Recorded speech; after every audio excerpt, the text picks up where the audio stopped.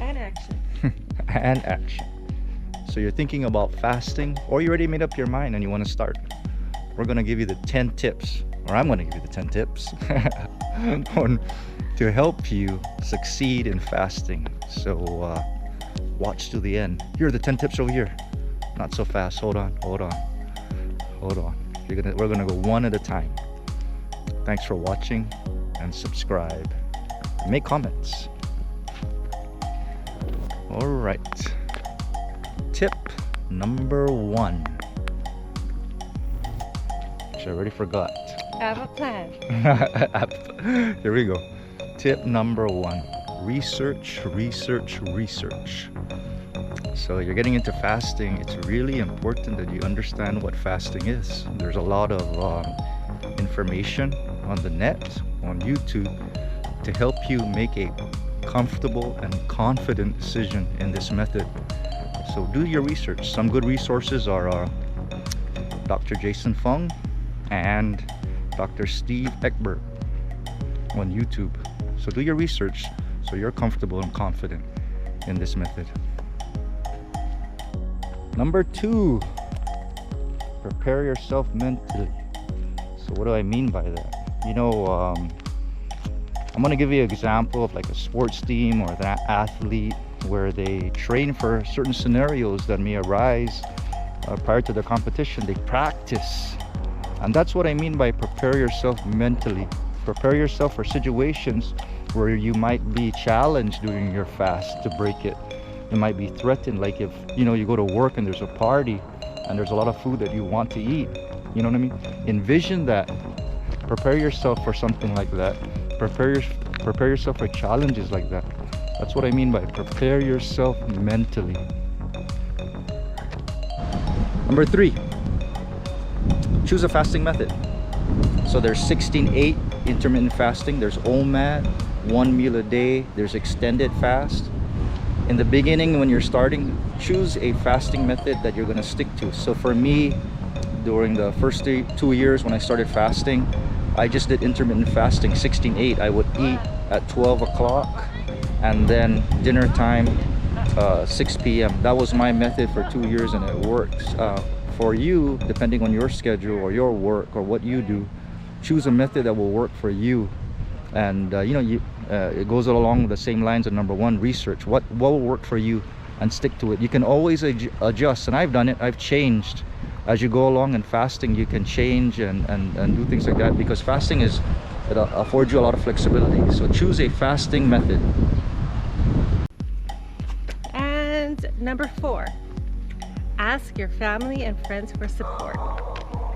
It's going to be kind of hard for them as well, not just you getting used to this diet or the fasting method that you chose, but they're going to kind of miss having lunch or dinners or breakfast, depending on which meal you decided to give up, because you won't be sitting with them. At least in the beginning, it'll be kind of hard.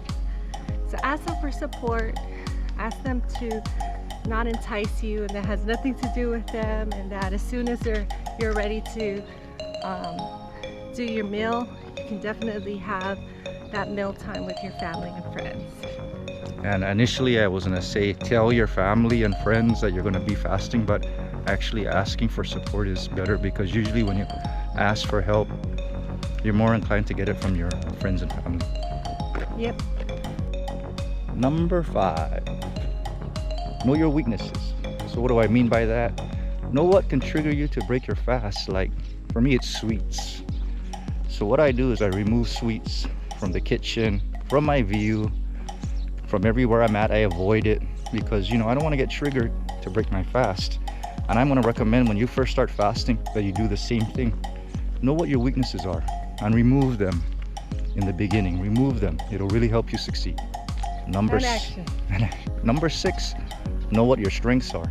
So who do you turn to, or what do you turn to, or what do you do?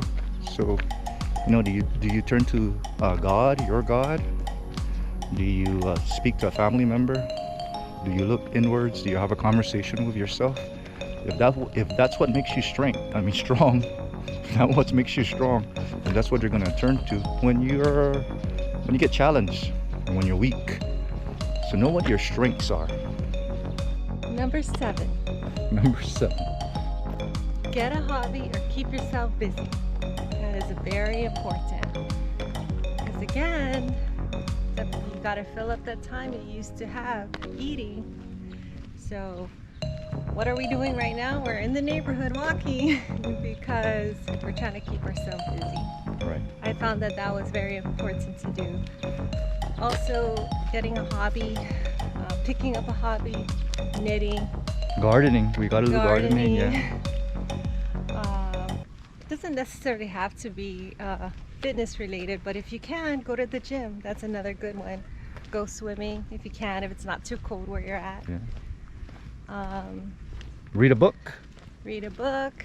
Something that you always wanted to read. Whatever you do, just don't sit idle in front of the TV. Occupy your time. Yes. Number 8. Find a diet you can stick to. Just remember, fasting is not a diet. Well, fasting is just not eating. So find a diet that you're going to use to break your fast. You can do OMAD. You can do the Atkins diet. Keto. You can be a vegetarian. You can do the Mediterranean diet. You got so many options, and you can change it later as you progress in fasting. So find a diet in the beginning that you can stick to, and it will help. When I first started, what I did was I lowered my sugar intake and I removed gluten, and it really helped me stay on it. I'm kind of the opposite. I didn't do any of those diets. she didn't. I just continued to eat what I eat, but just in the 2 meals a day, and now 1 meal a day. Yeah, and it worked too. So that's what fasting gives you, a lot of flexibility, because when you're not eating, when you're fasting, guess what? You're not taking in any calories. So really flexible.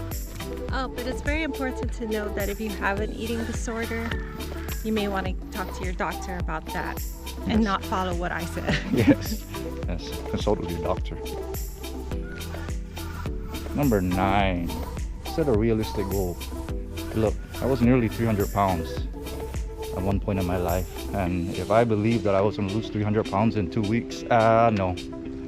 For me, what a realistic goal would probably be, possibly for you, is 20 pounds in 2 months. That's very realistic.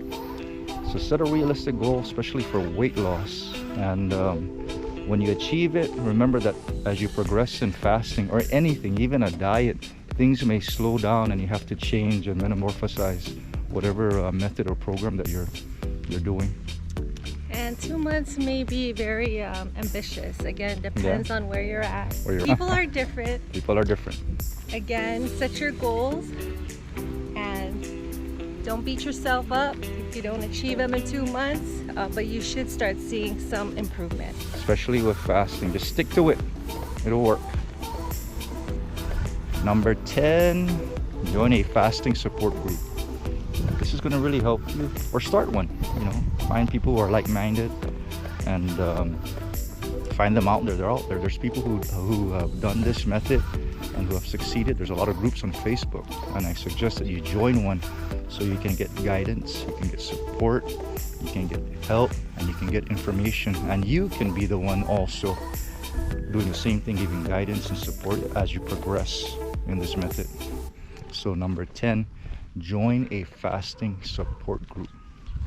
I really hope that this video is helping you, and make comments if you have any advice or information you want to provide. Make comments below, and thank you for watching. We appreciate your views.